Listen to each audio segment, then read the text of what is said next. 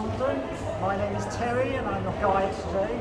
And we're going to do a walk about an hour and a half and we will finish up by St Paul's Cathedral. I hope you enjoyed the Goldsmiths show today. And you probably saw a lot of the parade of the livery companies, and we're going to be talking about some of those in the course of the tour today. Now we're going to be going across a number of busy roads, and although a number of the roads are closed at the moment, I do ask you to be very careful when crossing the roads, and we will only try and cross where it's safe to do so. If we get split when we're crossing the road, do not panic, I will wait for you on the other side of the road, okay? You are responsible for your own safety. Right, now we're standing here in number One Poultry, and this is probably one of the most controversial buildings in the City of London. It's controversial because it was here before. Yeah. There was a Grade 2 listed Victorian Gothic building here, which had at its apex at Bank Junction the Bappin and Webb jewellers, and this was very highly regarded, and because it was right on the apex of Bank Junction, it was one of the iconic buildings in the City of London. However, in the 1960s, Lord Palumbo started buying up the buildings, the property around here, and he put a proposal into the City of London Corporation to build a 19-storey glass steel building, a block, square block, on this site. The City of London Corporation actually approved this, but they said they wouldn't give the final approval until he'd bought all of the sites that he needed to build this building. By the time he'd done that, it was the 1980s, and the style of architecture had changed, and therefore they decided, no, they're not going to approve this after all. So it went out to tender. Some people in the government decided, well, this site could be redeveloped after all. So they went out and asked people to come up with various designs. And it was James Sterling that came up with the design of the building which we see here, made in this sort of cream and pink sandstone. Once again, this was quite controversial. Not many people liked it, including now King Charles III, who thought it looked a bit like a 1930s wireless. Hello. He thought he really didn't like it and opposed it. He was also being opposed by the Victorian Society, who didn't want the original building knocked down, and also by English Heritage. So it went through lots of reiterations. It went to the City Corporation, it went to the Appeal Court, and it eventually went to the House of Lords, who said, yes, it can be built. And so they did knock down the Grade 2 listed building and built this instead. Now if you look up the top here, you've got this sort of very unexpected sort of multicoloured tiles, because it's 5 stories of offices, and there is actually a restaurant at the top, which is called Le Coq d'Argent, the silver chicken, if you like, because it's relating to poultry, which is the name of the road that it is standing in, because this used to be the poultry market. The other thing about the building is that it does make one sort of nod to its history. And if you look behind you there, you can see the clock. That is the original clock that was on the Mappin and Webb building. So it has MW. Now we'll go outside now, and I'll show you the building from the outside, and I'll show you where there's another little nod to the history of this place. So if you'd like to follow me.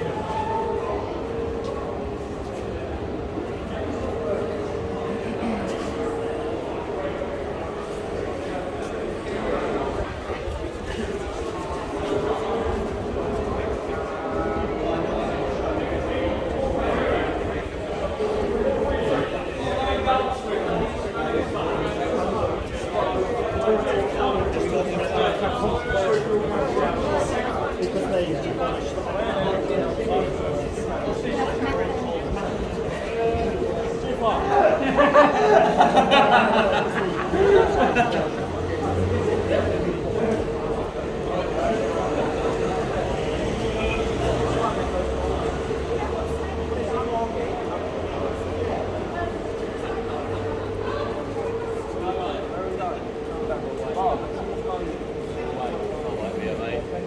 Oh, you could go with these two.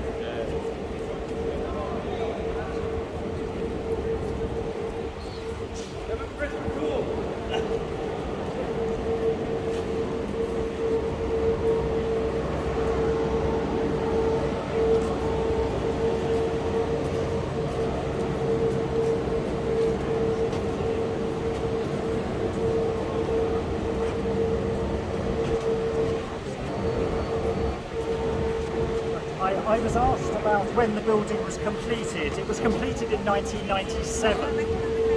By that time, James Stirling had actually died, and it was left to his partner, Michael Wilford, who continued the work after his death. Lord Palumbo, who originally was going to design the steel block which was going to be here, he died in 1969. I think that was one reason why his design never got further than that. As I say, King Charles III didn't like Lord Palumbo's design. He said it would have been more suited to downtown Chicago than the City of London. And he didn't like this either. He said this looked like a 1930s wireless. And because you've got this, it's almost like a sort of a ship at the front there, overlooking. But I actually quite like the sandstone, particularly the cream sandstone, where you can see the veining in it. It's quite tactile. Right. There's another nod to the history of this site by this frieze, which you can see along the top there. This was taken from the original Mappin and Webb building, and it actually shows 4 monarchs who have passed by this site on their way to the Mansion House. And on the left-hand section there we have Edward VI, who was the only son of Henry VIII. He came to the throne at the age of 9 in 1547, but he was a sickly child and died in 1553. Next to him we have Elizabeth I, who's being carried along in a sedan chair.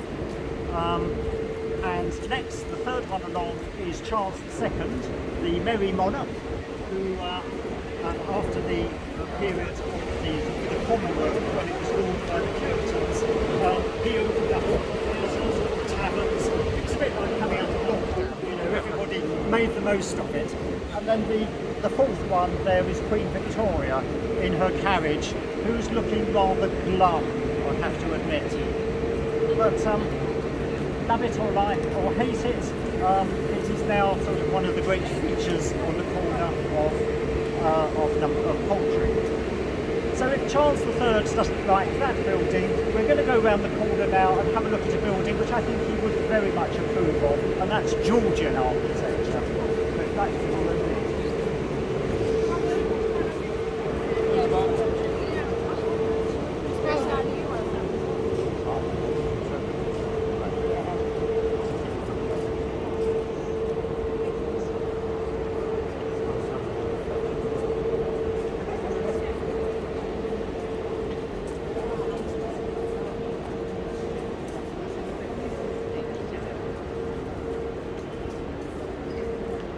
Thank you for being here, ladies and gents. This is one of the free tours they are giving today, as you could see on that paper earlier. They usually charge for this, but today they are collecting money for the Mayor Lord. I'm getting it wrong. I'm not English, I don't know.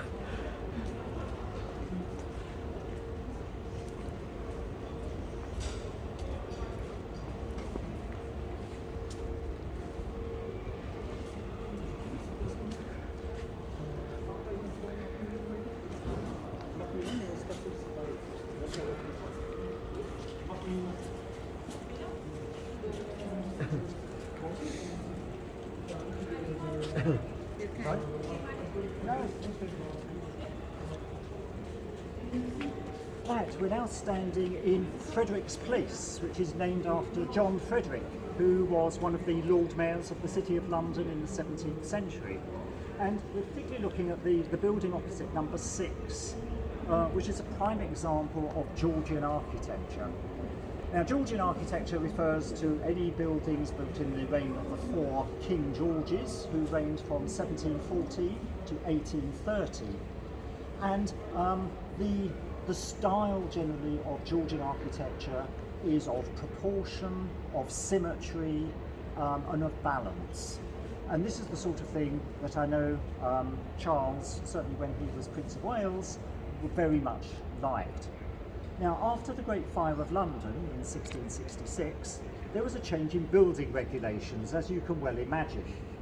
Out went timber-framed buildings with thatched roofs, and you were no longer allowed to have like casement windows or anything that projected at the front of the building which could catch fire. So we had sash windows, as you see here. And there were a couple of building regulations that came in 1709, which actually said that wooden window frames had to be recessed by 6 inches. And then this was further enhanced in 1774 when the entire window frame had to be recessed into the brickwork surrounding.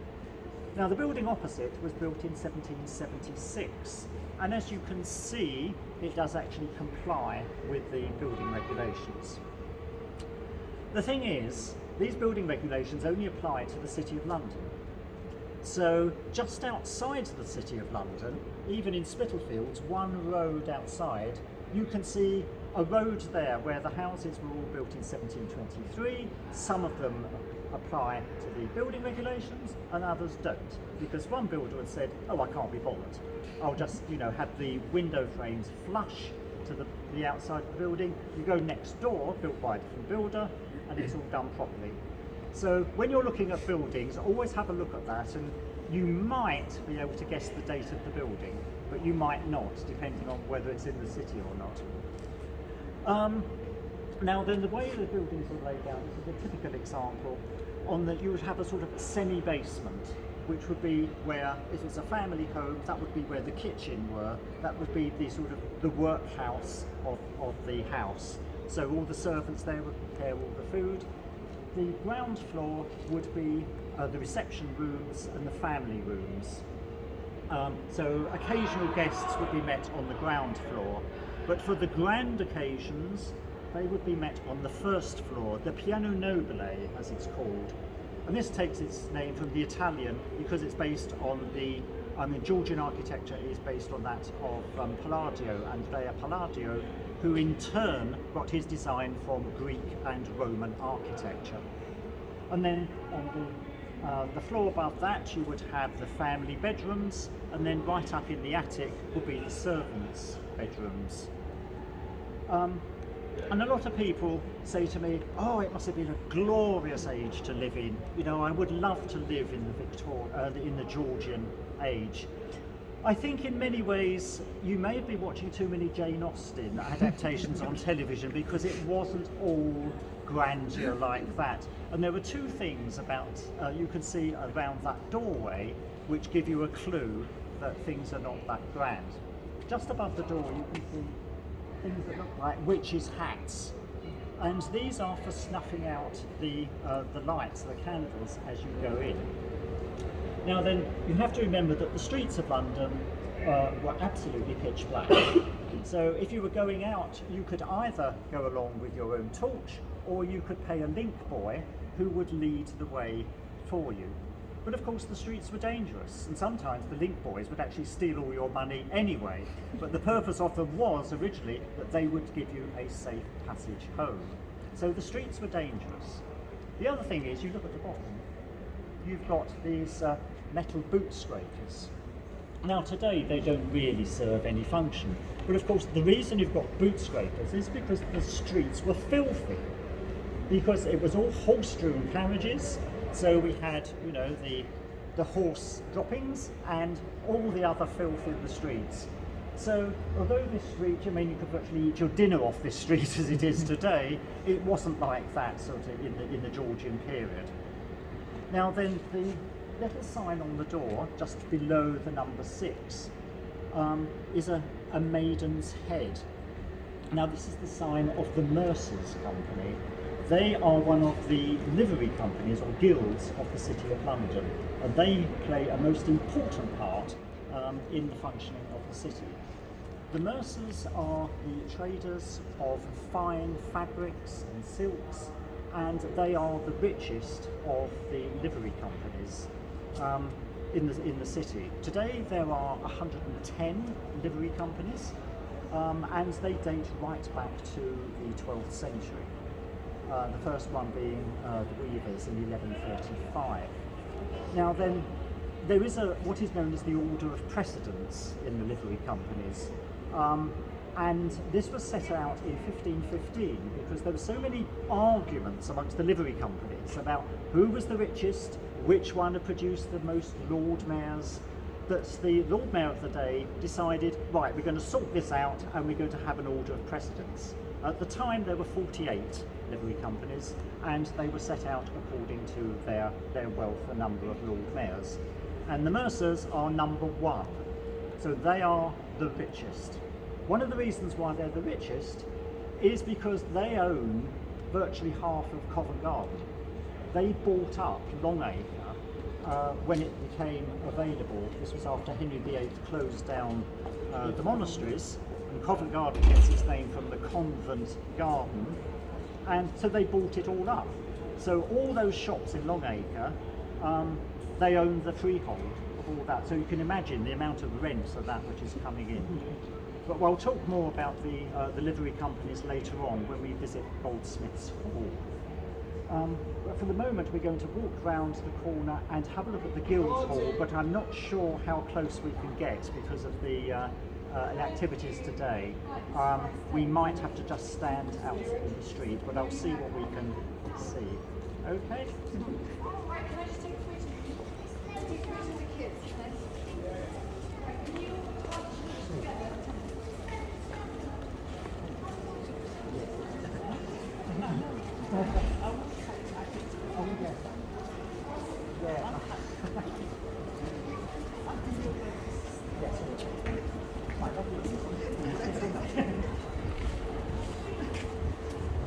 More money.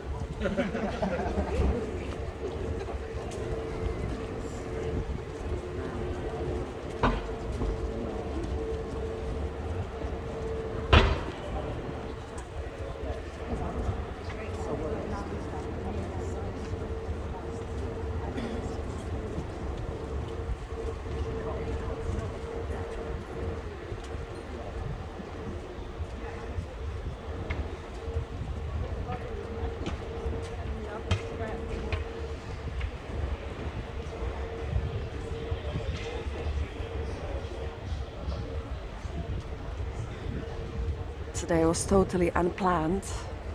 I was going to go to the ice ring outside of the Battersea power station, but they said I'll be able to film this walk, so here we are. Okay, I quickly saw his name, the guide's name, because I joined literally last second. I think it's Terry Pipe, in case somebody who is coming to London would like to take his tour. He's a certified City of London tour guide. So I think his name is Terry Pipe from what I've seen on his badge.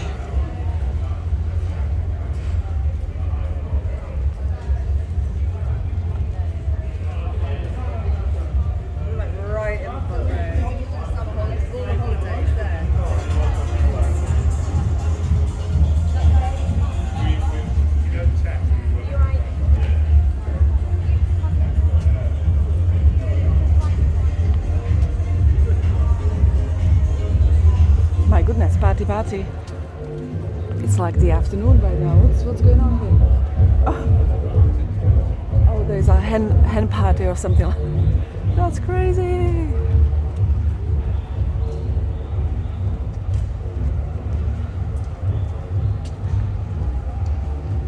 By the way, today is the 12th of November and it's 3:36 p.m. so it's gonna get dark fairly soon. In less than an hour it's sunset.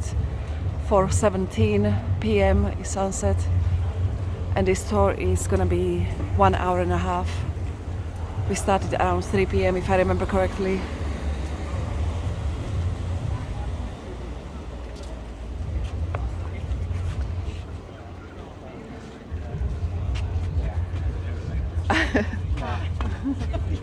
Unfortunately, we're going to have to stand here. We're going to have to stand here, I'm afraid, because we're still not allowed to go into Guildhall Yard, which is a bit of a shame. But I'll try and give you a flavour of what it's like. So if you could just sort of stand there so people get past, thank you. So this is the Guildhall, the building which you can see through there. So this is the administrative centre of the City of London Corporation. The main building straight in front there is the Great Hall. And that was built by John Croxton, started in 1411 and was completed by 1440. It is made of Kentish ragstone, and the walls are 5 feet thick. And Kentish ragstone is the same material that the Romans used to build the city wall around the city. It survived the Great Fire of London. Well, the walls survived the Great Fire of London, the ceiling didn't. It had a wooden ceiling, I'm afraid that caught fire. That was replaced by Christopher Wren, who very cleverly raised the walls and put a clear story in to give more light to the inside. And that was supposed to be a temporary measure, but it lasted for 200 years. Then in the 1870s, the city architect decided he was going to have a change to this, took all the roof off and put in dormer windows and a hammer beam roof inside, because this sort of Victorian Gothic was all the rage at the time. The problem was this really wasn't very successful because it made the whole building very dark and gloomy. That lasted until the Second World War, when the building was bombed and once again the roof collapsed. The walls still stood. That was replaced by a temporary roof, and then in 1954 Giles Gilbert Scott, he who's famous for the red telephone boxes, put on the roof which we see here today. And he very cleverly put back the clear story which Christopher Wren had put in the first place. So Giles Gilbert Scott is responsible for a lot of the work there. He improved the inside, replaced all the wooden structures, and it really is quite a magnificent hall. It's about 150 feet long by about 50 feet wide, and it's used for the City Council. The Court of Common Council meet there 9 times a year. It is also used for ceremonial occasions. So things like the Booker Prize dinner is always held in the Guildhall, and there are many other ceremonial occasions which you'll probably see on television. You notice that the front of the porch there, unfortunately it's got this tent in front of it, is of a slightly different style. That was put on in 1770 by George the Younger. And that's those windows with the sort of slightly curly edges is what is known as Hindu Gothic, because we just got the East India Company, and everything sort of relating to India was very much in vogue at the time. So they created these windows in that particular style. To the right of there, which you cannot see, is the City of London Art Gallery, which is free to enter and is very well worthwhile. Has a section of Victorian pre-Raphaelite paintings, as well as a lot of paintings about London itself. When they were building this was done by Richard Gilbert Scott, that's Giles Gilbert Scott's son.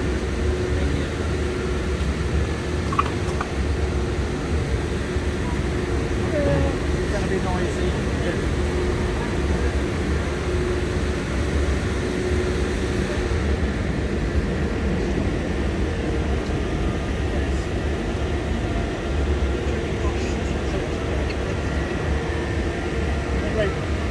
briefly finish off on.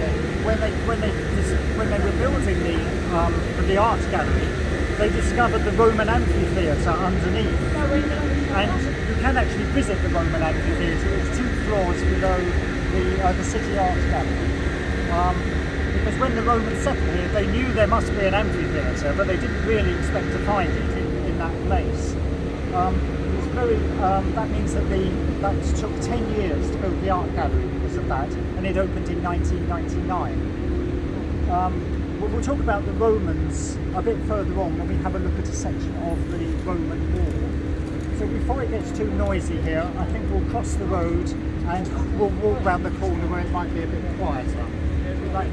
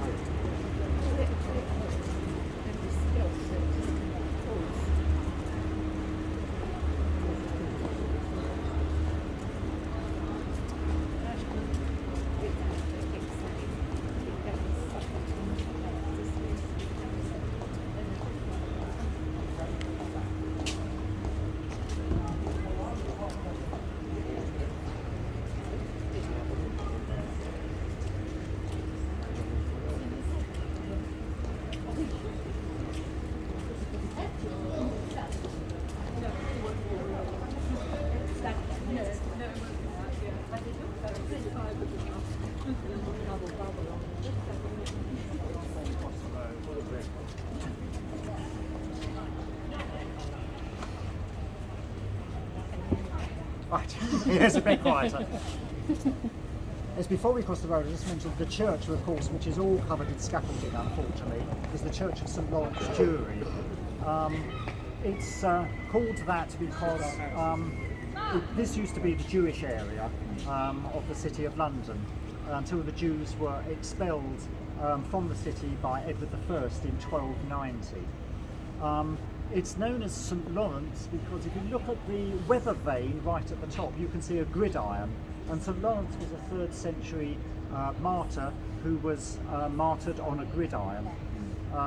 Very nasty way of going. The church itself was rebuilt by Christopher Wren. It was bombed it was destroyed in the Great Fire of London. It was rebuilt by Christopher Wren, bombed in the Second World War, and rebuilt in the 1950s, but they found the original designs by Christopher Wren, so it is built to his design, although it does have stained glass windows on this side, and Christopher Wren did not have stained glass windows. He always had clear glass in his windows because he always believed you should be able to see the preacher and hear the preacher, which is why he always had very good sight lines in his churches. Right, we're going to go down here. We'll have a look at the remains of another church.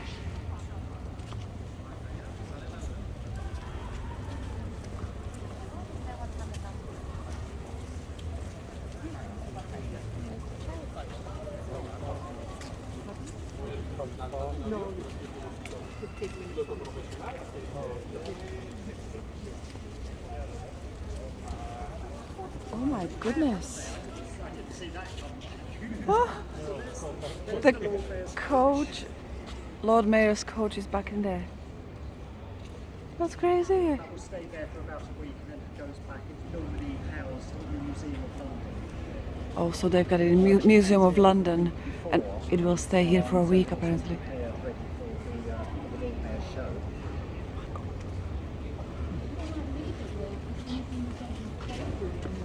Well, yes. I do have to go closer. I mean, have you seen it? No, I've got many videos from today.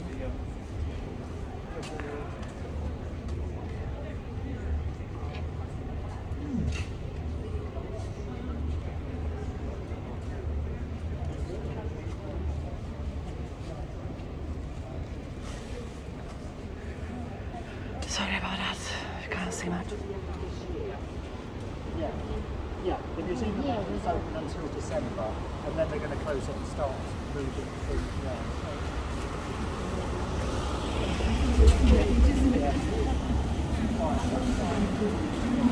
Did he say the Museum of London is open until December and then they're gonna close it?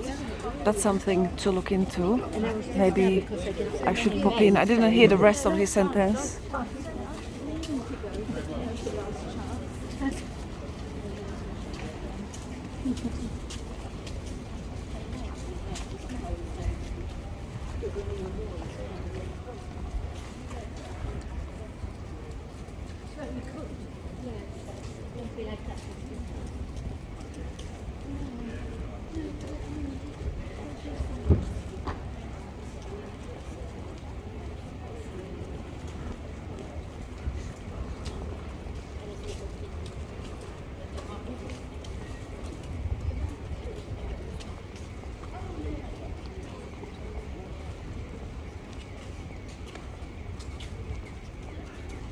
And we are in Love Lane.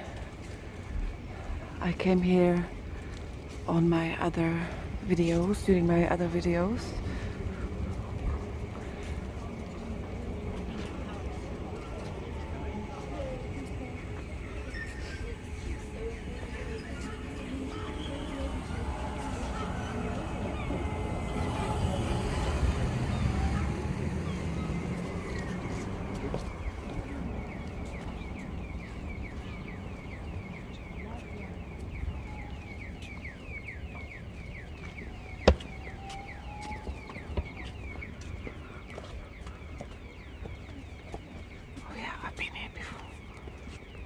We've caught up with the rest.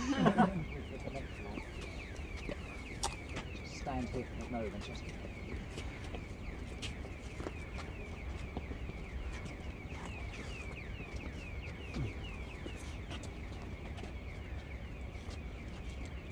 Right, down there is the remains of the Church of St Mary Aldermanbury. Now there used to be, before the Great Fire of London, 107 churches in the City of London.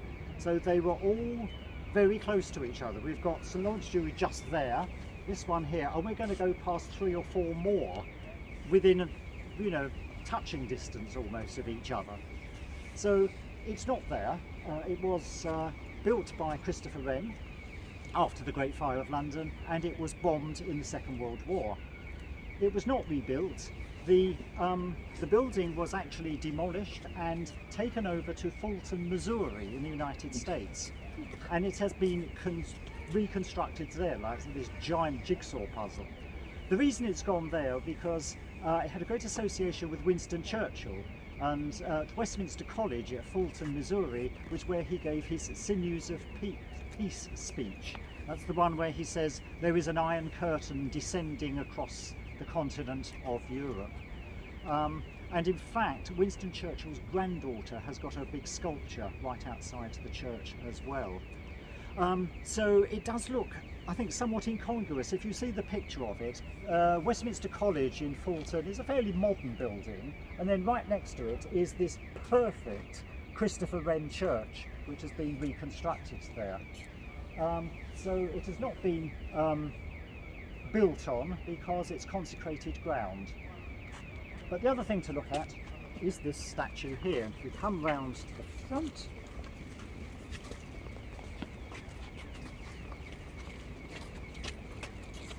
we see it is a statue of William Shakespeare.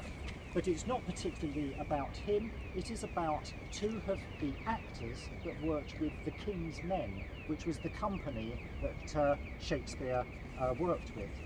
That was John Hemming and Henry Condell. They were actors in the King's Men. And what they did, their great achievement, was that they accumulated all the scripts of Shakespeare's plays and produced them in the first folio, which was published in 1623. Now that was 7 years after Shakespeare died. So that's quite an achievement. Now you may think, well, all they've got to do is gather up all the scripts and Bob's your uncle, it's done, but it's not as easy as that. Because the way the plays were done, the parts that were given to the actors, all they got was their bit and probably the cue to lead them in. There was also a lot of interaction between the actors and the groundlings. If you've ever been to a play at Shakespeare's Globe, where you have the groundlings down there, and there's a lot of banter that sometimes goes on between the actors and the groundlings. And depending on what worked, what didn't, the script got changed, which is why you quite often find there were slightly different versions of Shakespeare's play depending on which edition you have. So they managed to get all these scripts together and put them there. Though Shakespeare did 37 plays, and they've got, I think, 36 of them, 35. It does not include Pericles, or what's the other one that's missing? There was one he did with Fletcher, which is Two Noble Kinsmen. Yes. Is it? Maybe. Yes, yes, that was the other. That's the with other. Fletcher anyway. Yes, that was done with Fletcher. Now the reason this statue is here is because these two gentlemen were church wardens here at St Mary Aldermanbury, and they are actually buried in the churchyard.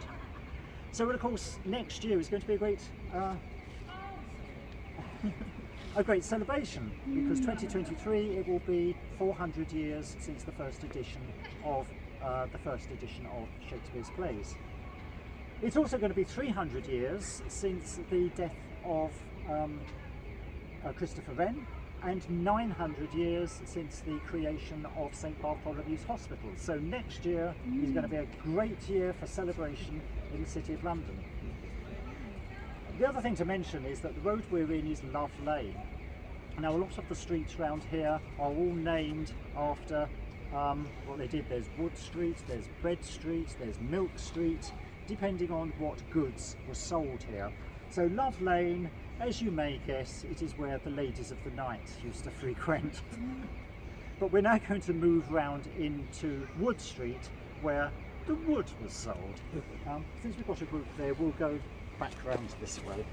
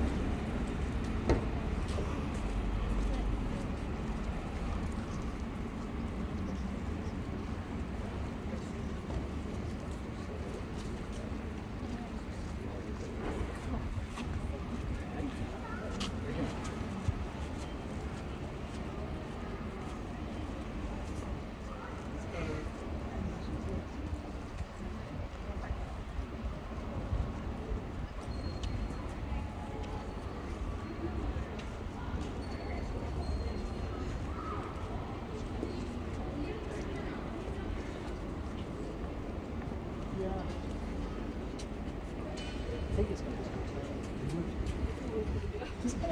That's always going to be. It's going to need some work doing there. Right, we're standing in Wood Street, and what we have around us is sort of different styles of architecture, and everything is dictated by the tower which is in the middle of the road. Now, I was talking about the 107 churches that are in the City of London. We've only just passed one, St Mary Aldermanbury. There was another one here. I mean, and there's only the tower left. The The church was bombed in the Second World War and the nave was destroyed. But the nave would have gone that way, across to where this building is here. So you can imagine that virtually touched the back of the other church. The tower itself today is just a private residence. And it has been left, the finials were actually done by George Dance the Younger in 1770. They were sort of enhanced, which is why they look a bit neater. We're catching up with each other. But that actually dictates the height of all the buildings that are in this road, which is, and all the architects have taken different methods to try and make the buildings taller, but they don't appear to be taller. And the first one you can see is the one we're standing in front of, which used to be the police station.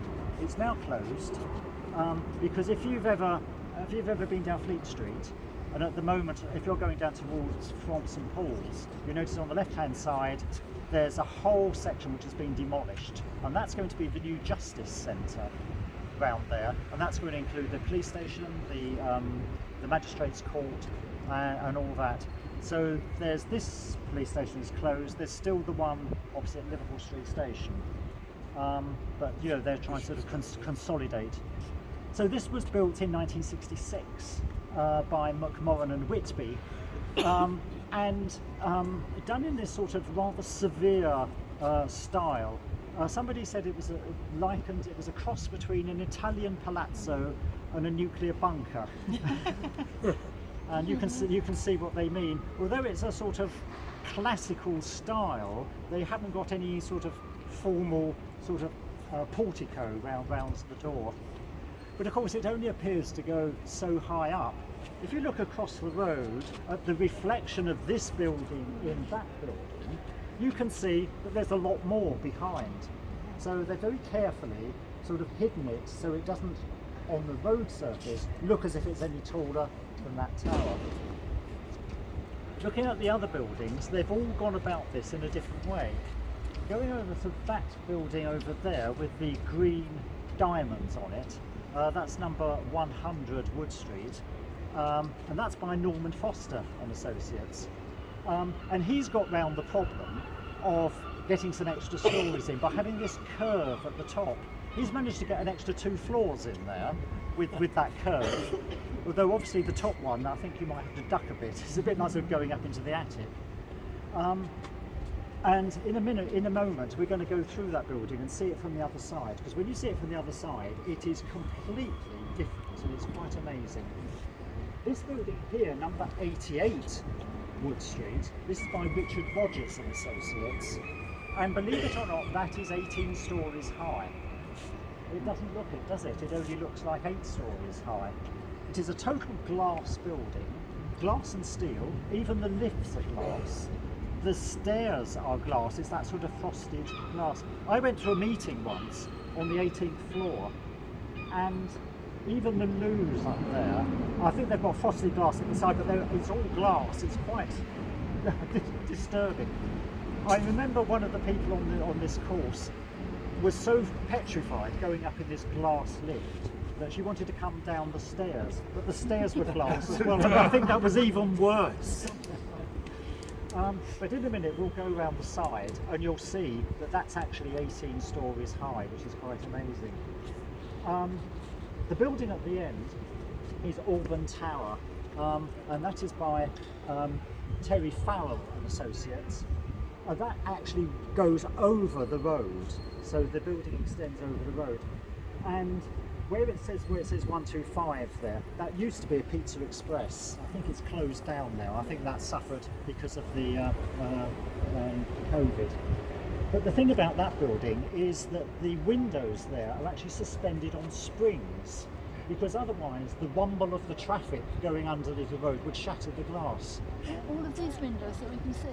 Or the ones Well, I inside? certainly know the ones in the restaurant on the ground floor there, where the traffic would be going straight underneath. And when you look, you don't really notice springs, but you can see that they don't fit tightly. They've got this sort of cushion underneath. So that's Terry O'Farrell, and this building here is by Eric Parry, This is actually number 5 Aldermanbury Square, so it's the back of the building from that square. And that's trying to get this open effect by having it set back, so you've got this sort of walkway going through here. So each of the architects has used a different technique to try and fool people to thinking that nothing is taller than this tower. That one is much taller. It is, but it's leaning back. I think because that one, I think they cheated a bit on that one, to be quite honest. But I think trying to keep this open effect at the bottom. But we're going to go across the road now, and we're going to go through the arch in number 100. We'll look at it from the other side, and I think you'll be quite surprised on what you see. So if you actually go across the road, let's get the traffic from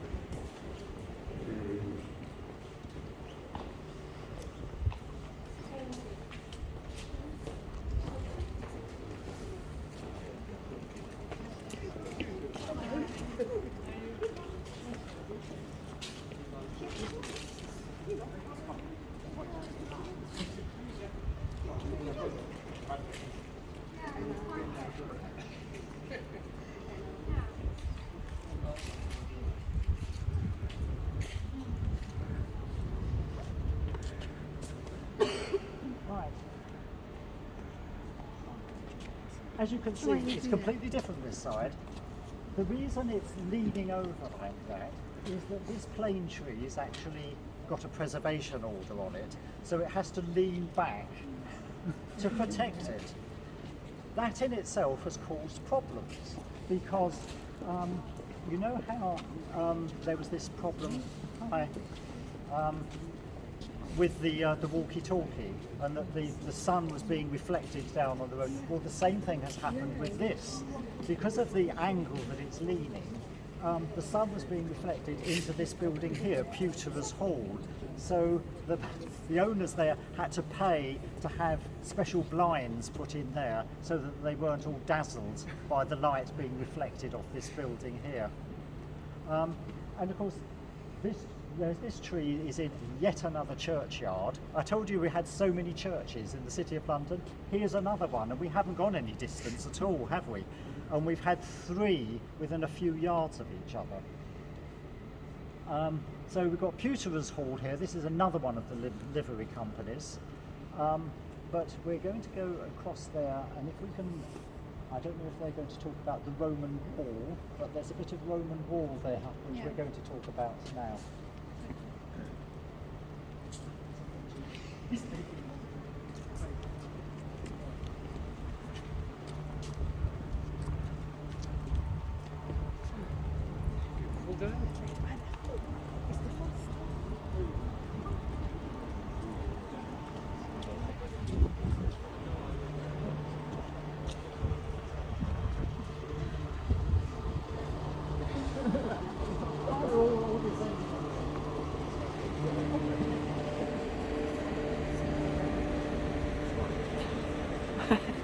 Horses today. There is more than the hay on the street, if you know what I mean. Look, tour after tour after tour.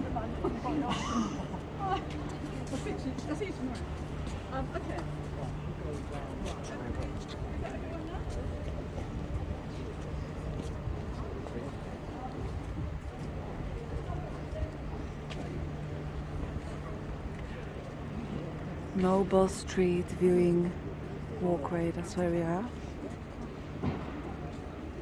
Noble Street garden it says.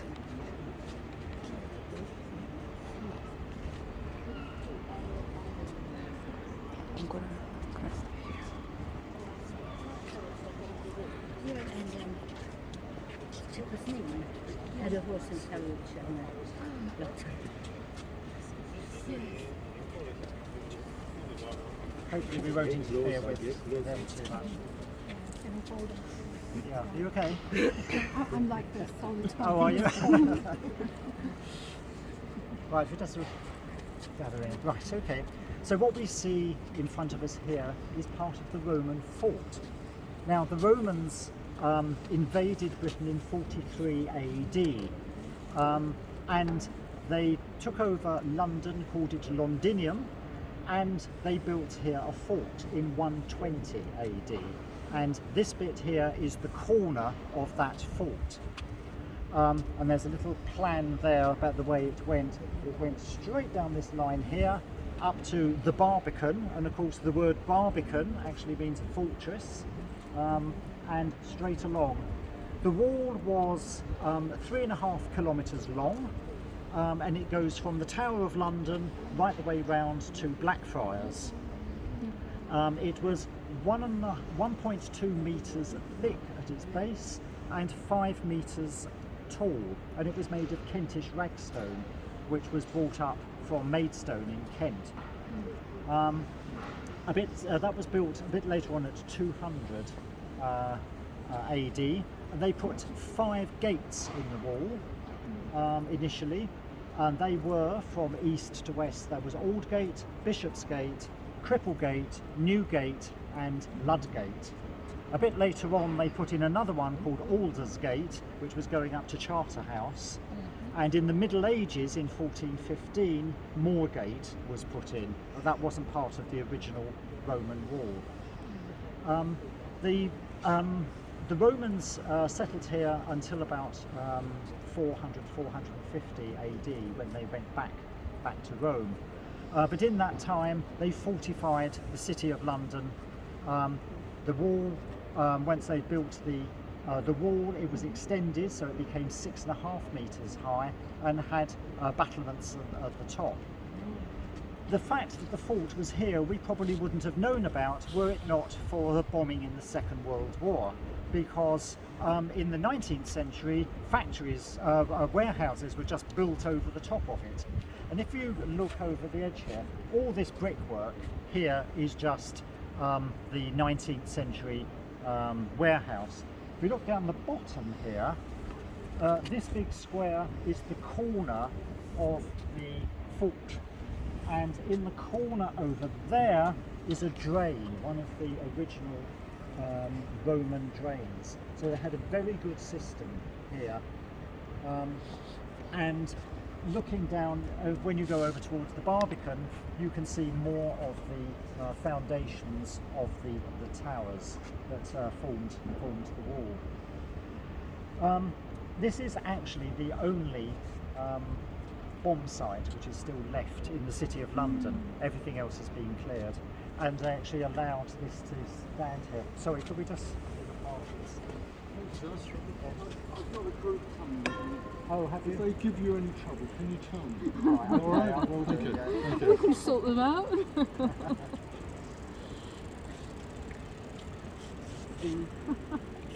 There were a couple of beehives that rather got swallowed up down there, because this, until fairly recently, they've actually cleared this site. It was quite high with grasses and flowers. The beehives were put there by the Wax Chandler's company, another one of the livery companies, whose hall we will see in a moment. This was to encourage Too the far in. wildlife in the City Too of far in. London, but it has rather become rather overgrown. I think, are they moving on or are they finishing? I don't know what they're doing. He's collecting money, so he might be finished. I was going to go Maybe on. it's collecting before the run. Maybe that's what I should do before your run. Don't do a runner. Yeah. You've got our number. But we're going to move on just across the way there. We're going to have a look at one of the most important livery companies, which is the Goldsmiths.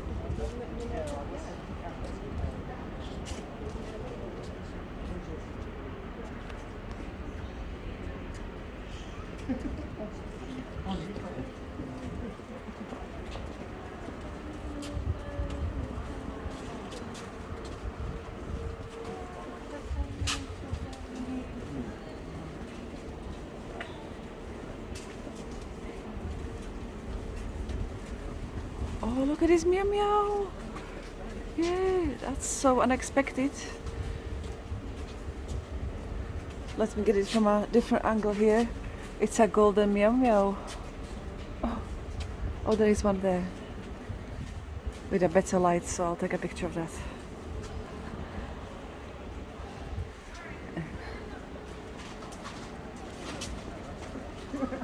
They got the hint.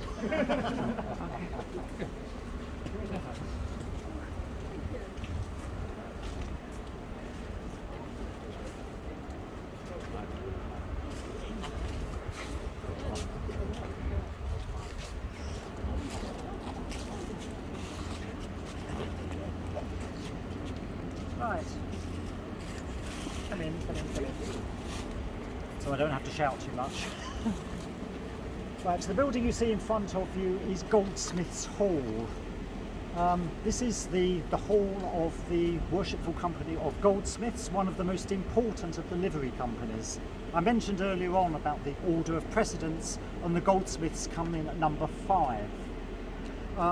Now, the livery companies are the most important factors in the way the City of London is organised.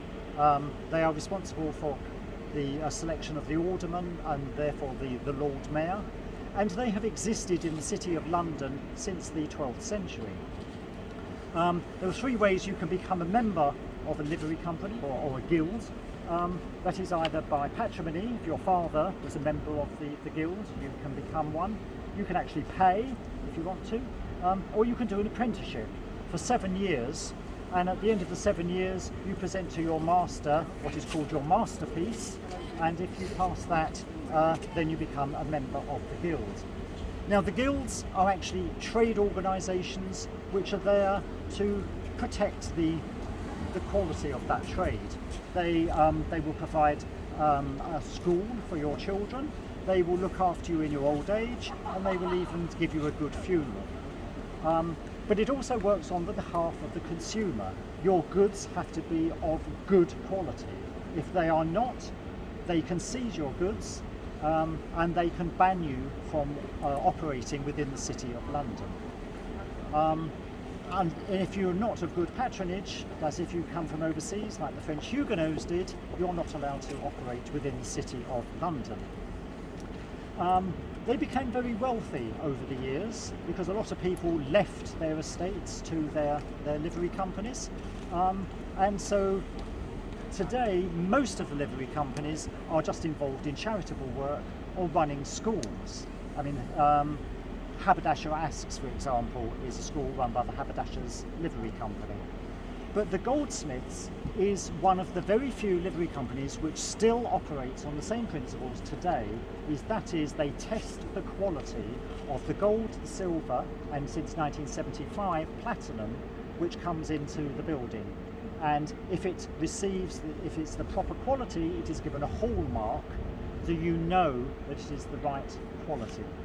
So there are only 4 assay offices in existence today. That's London, which has the mark of a leopard's head, and you can see that here and on the building opposite.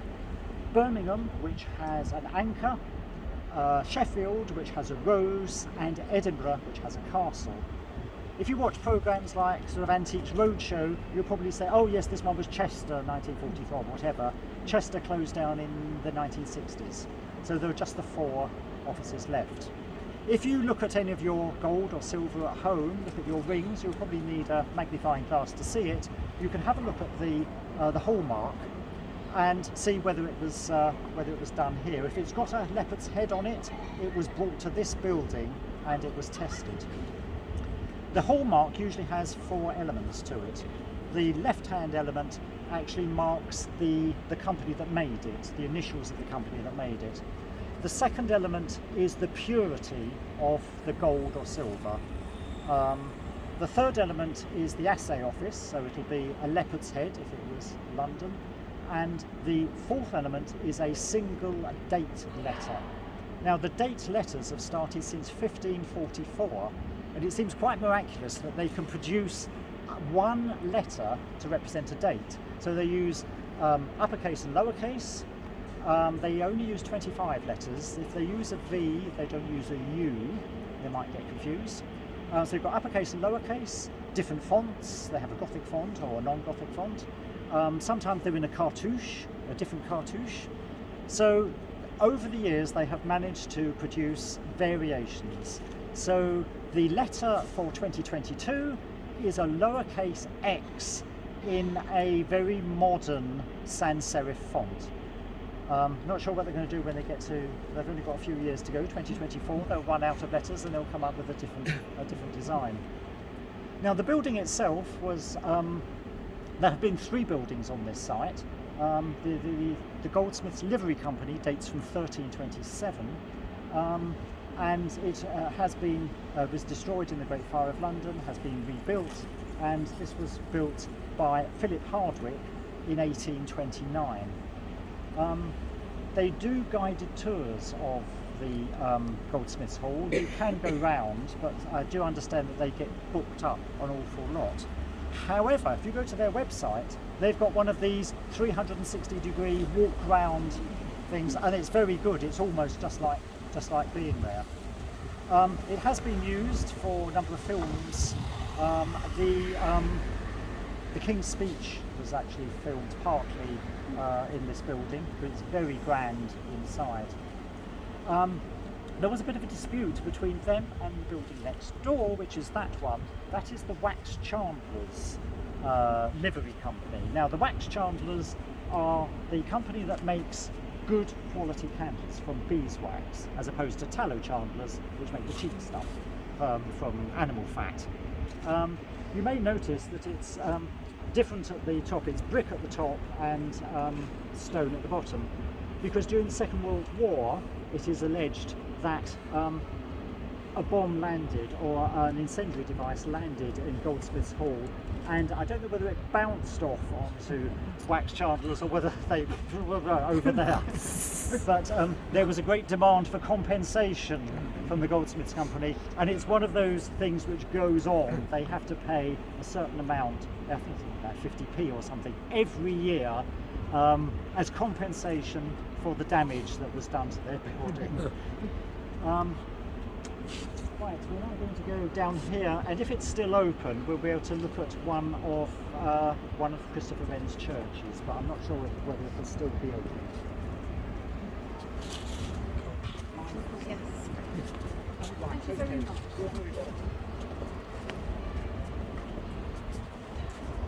Sorry. Oh, it's getting cold out here.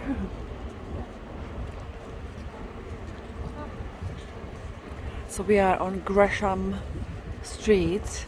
Sorry, I don't always point out the direction that he's pointing to, because I want to catch every word he's saying rather than move around with my equipment and he wouldn't hear a word.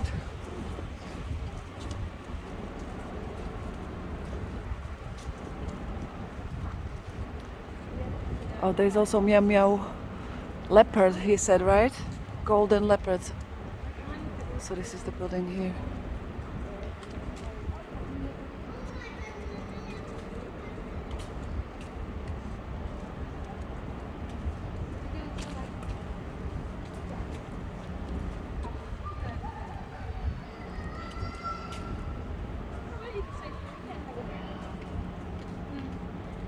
We are on Foster Lane right now. You see there.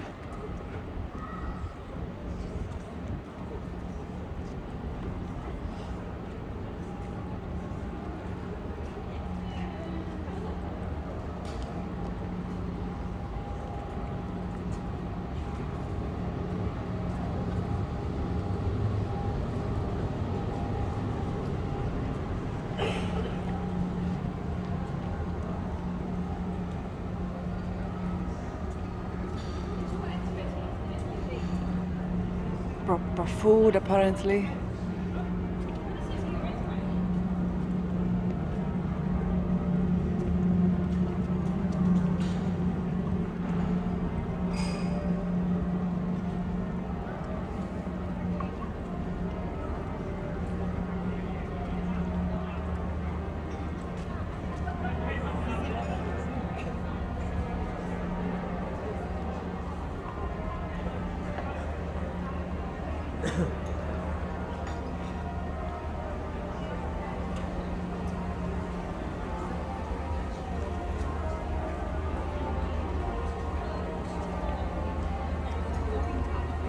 Oh my goodness, it's cold.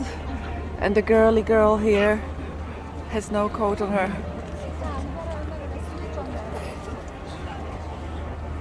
Everybody's gasping, looking at the girl.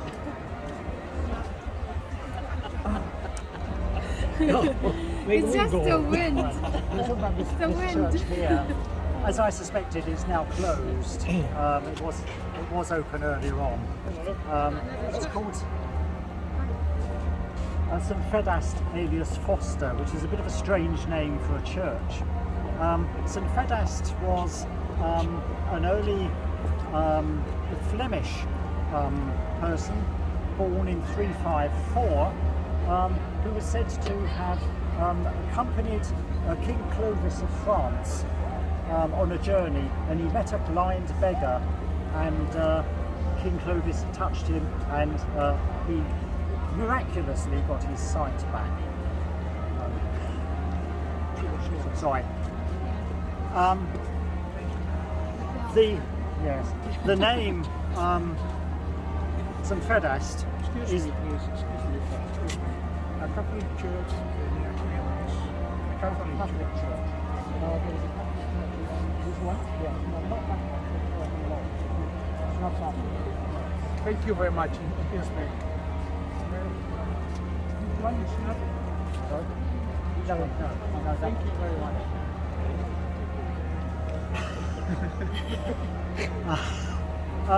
It's the badge. Yes, St Vedast is actually in Foster Lane, and the word Vedast has actually been corrupted to Foster over the years, which is why it's called Vedast-alias-Foster. It got badly damaged in the Great Fire of London, but not completely destroyed. So the parishioners themselves thought, well, we don't need to call upon Christopher Wren to rebuild this for us. We can get our own architects to do it, which is what they did. About 20 years later, it was all starting to crumble, so in the end they had to call upon Christopher Wren to try and patch it all up. So it wasn't actually, he didn't work on it until 1690.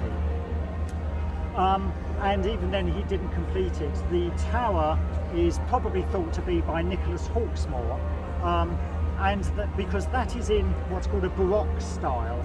If you look at the tower at the top, you've got sort of three stages. It's convex at the bottom stage, concave at the top stage, with the pinnacle at the very top, very much in the Baroque style. If you compare this with that church there, which you can see, which is St Mary Le Bow, which is definitely by Christopher Wren. You notice this is much more classical in style. 12 little pilasters in a circle with going up to the tower, and 12 more little, very smaller pillars at the top. Going back to this church, the one thing you'll notice that the tower is covered in Portland stone, but at the side here it's all rather rough stonework. Now then, the rebuilding of all the churches in the City of London was paid for by a coal tax. There was a tax on all the coal that was brought into the City of London. But the one for the churches, 50% of it went on rebuilding St Paul's Cathedral. The other 50% went on all the other churches, and Christopher Wren did 51 churches. So you can see money was pretty tight. So they put the nice stone on the bits that showed and didn't bother with the rest of it. And there were shops right up against the edge here.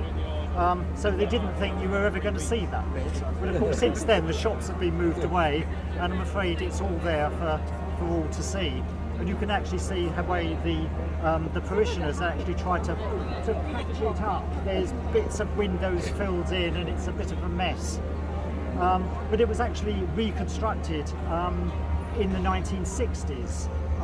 The Canon Moorclock actually did a lot of reconstruction work there and actually changed the inside. He's made the pews are in what's called collegiate style, i.e. they're facing into each other, and it's got a black and white tiled floor which has got a very narrow taper on it. Hardly perceptible, but it gives the impression that the nave is longer than it really is. It's very clever. Just a brief word about St Mary Le Bow, of course one of the most famous churches in the City of London. It is said if you are born within the bells of St Mary, you are a true Cockney. From the 15th century until the late 17th century, this was the curfew bell as well. This rang at 9 o'clock every night, and that was the time for the curfew, and that was also meant that was when the apprentices' day finished. So if you think your day was going to finish at 9 o'clock at night, it's going to be a pretty long day for you, isn't it? It is also said that when, according to the legend, Dick Whittington heard the bells of St Mary and said, "Turn back, Dick Whittington," and he came back and made his fortune in the City of London. Part of that is myth. There was a Dick Whittington. He was Lord Mayor of the City of London, but he was already wealthy when he came here. But he did make a fortune here, and he left most of it to the City of London, and he was one of the greatest benefactors to the City of London. So good old Dick Whittington. We're now going to go across to Paternoster Square, and we're going to finish at St Paul's Cathedral, whose bells you can hear ringing. So if you'd like to follow me.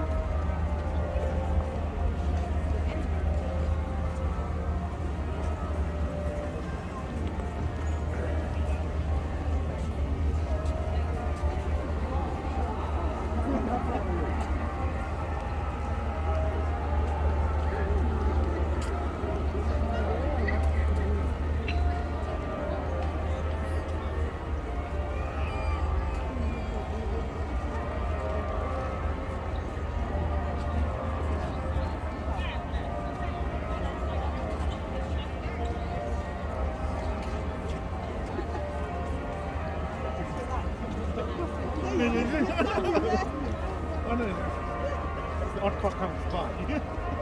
That's a good thing, right?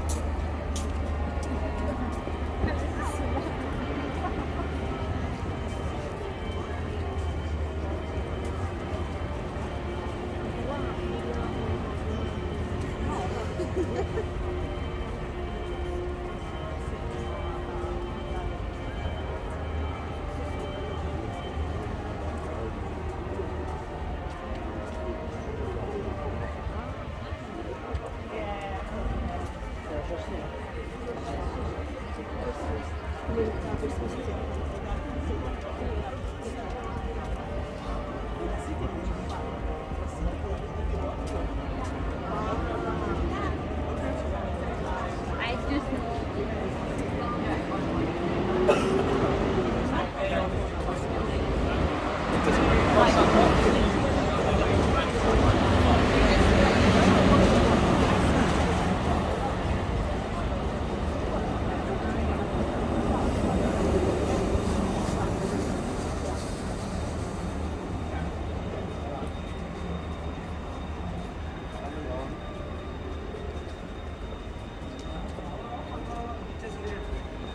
of the fairground, I think we will miss out some Paternoster Square and talk about St Paul's Cathedral from here.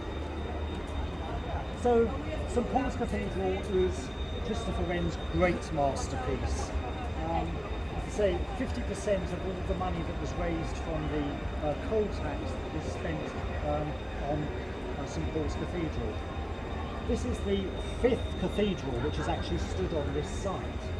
The first one was with the Bishop Mellitus in 604 AD. Nobody quite knows what that one looked like, but really to understand this church we need to talk about the one that just preceded it. That's the medieval one.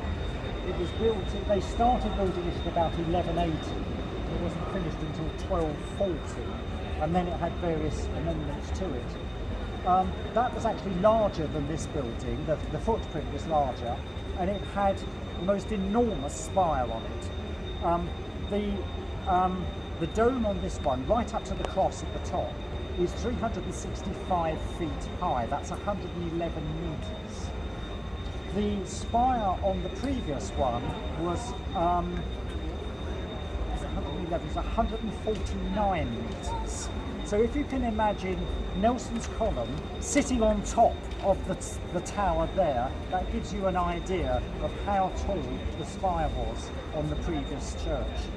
This was the tallest spire anywhere in the world at the time.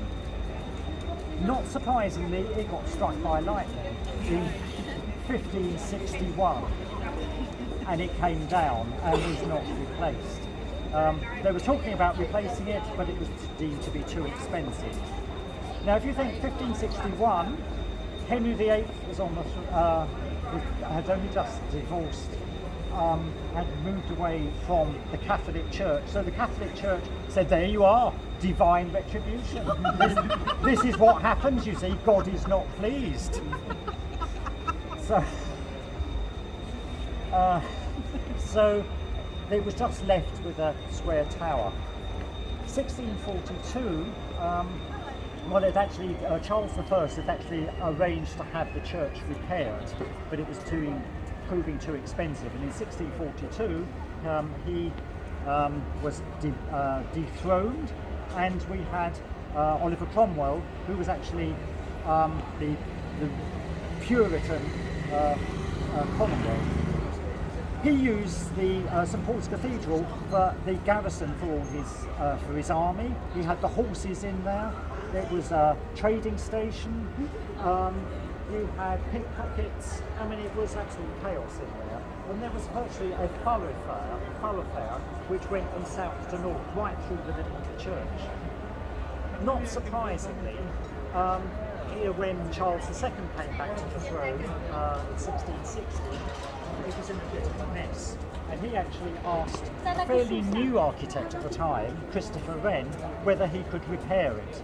And in 1663 they set about trying to come up with some plans. Christopher Wren's first thought was, well, it's in such a mess, the best thing you can do is knock it down and start again. And they said, definitely not, we are not doing that, you've got to botch it up and make it on the structure that you've got. So eventually they agreed a plan. So on the 26th of August 1666, the scaffolding was put up, wooden scaffolding, I hasten to add, round the building, and the building work started. 6 days later, the Great Fire of London started spreading this way. Now in Paternoster Square, just over there, this was the booksellers department. And they had all their books, and they thought, what are we going to do with all our books for safekeeping? The fire is coming our way. So they said, we'll put it in the crypt of St Paul's Cathedral. It'll be safe there, won't it? So they put all their books in the crypt, and what they couldn't fit in the crypt, they piled up on the walls on the outside. The fire did reach St Paul's Cathedral, set fire to the wooden scaffolding on the outside, caught light to the roof, and the roof came crashing down, went straight through the floor into the crypt, set fire to all the books, and the whole lot went up. And it was said that the lead from the roof used to flow down the street like rivers of silver. So Christopher Wren went back to the king and said, well, it looks like it's a complete rebuild there, isn't it? Well, there was a great argument went on, because whatever design he came up with, it had to please the king, it had to please the City of London, and it had to please the Church of England, and they all wanted different things. They didn't want a dome. We don't like domes, that's a bit Catholic, a bit continental. We like spires or we like towers. So they wouldn't agree to having a dome. And they wanted it so that it could be built in stages, so that it could be open, part of it could be opened before they finished the rest of it. So we came up initially with a sort of Greek cross design. Now, a Greek cross design is where each arm has got a dome in the middle and each arm is the same width. No, they didn't like that. No, it's got to be the Roman cross, i.e. the sort of cross that Jesus was crucified on. And Christopher Wren actually made an expensive model of the Greek cross design, which you can actually see in St Paul's Cathedral. It cost an awful lot of money to make, and it was made out of wood, and it's a very, very detailed. Eventually they agreed on what was called the Lawrence design, which was a very long nave with a sort of half dome with a very tall spire on it. And that was what was agreed. That took 9 years to agree that, so building work didn't start until 1675. Christopher Wren also got the City of London to agree to a little clause which he added to the contract, which said the architect can make such changes as may be necessary from time to time in the course of the construction. Sign here, Gov, right, jolly good. And of course, the scaffolding went up and he did what he wanted. And you may have noticed, if you were eagle-eyed, it has got a dome on it, which was not part of the original design. And of course, by the time they took the scaffolding down and it was there, it was too late. He also did it so that he built the whole of the ground floor so that they couldn't change their mind halfway through. They couldn't say, well, we're getting a bit short of money, let's make it a bit shorter. No, the whole of the ground floor footprint was built before it could be completed. So that's how he managed to get away with it. It wasn't completed until 1710, by which time Queen Anne was on the throne. And it was eventually consecrated in 1711. The building itself has managed to survive the Second World War only because Winston Churchill said that St Paul's Cathedral must be saved at all costs, and they had fire watchers up there in the roof every night because it was hit. It was hit by a couple of incendiary bombs which hit the dome, and there was also a large time detonated bomb which landed in the garden over there. They managed to get a flatbed lorry to take it away to Hackney Marshes, and when it exploded it made a crater 10 metres wide. If that had exploded there, it would have destroyed the whole cathedral. So the dome itself, I say, it was partly burned, because what you see there is actually 3 domes. You've got an outer skin, which is basically the lead with a wooden structure underneath. Underneath that is a brick cone, which is supporting that lantern right at the very top. And then there is underneath that the dome which you see if you go inside with the painting on it. So it's a very complex construction. Christopher Wren himself is actually buried in the cathedral, but he hasn't got a great big tomb. He's got a plain black slab, and when he died in 1723, his son put up a little plaque next to it, and it says in Latin, It says, "Dear visitor, if you are looking for a monument to Christopher Wren, look around." And there it all is. And that ends our tour today. Thank you very much.